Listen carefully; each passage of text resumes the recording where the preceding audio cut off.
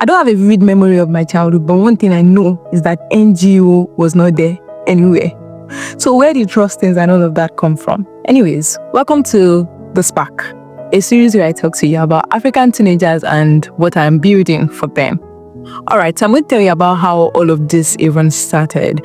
I attend Celebration Church International, and back in 2023, we had a program in Birmingham called Deeper UK.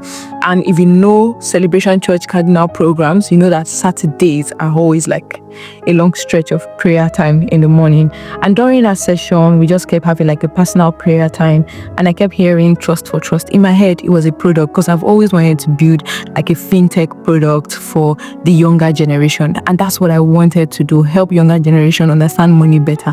And this is because I don't think I am very great with money, and it's particularly in the sense of understanding money. So I think I wanted to use that opportunity to teach people early about money. And yeah, that made sense to me. Good plan, good product. But I did not know that God was leading me to the generation, not the product particularly. And over time, as I began writing like plan, product, PRDs and all of that, putting it together, my mind was going towards the teenagers, the younger generation, more than it was going to what I was building. And it just felt like I was gravitating in this area more than even the product that I wanted to build. One thing I want you to know is that I did not build this out of pain. I did not build this out of maybe a fact where that my childhood needed some repair. No, not at all. My parents are missionaries, and they went out of their way to send me to a school in the city. And that unlocked one thing in my brain, that if you give people the right resources and take them out of an environment and put them in the right environment, they will do much more with the resource they are being given.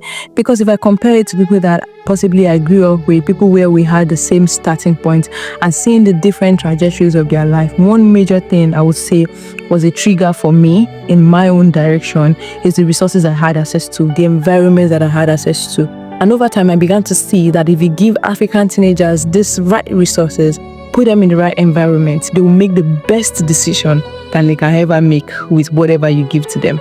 And so, this was where trustings began to make sense to me holistically.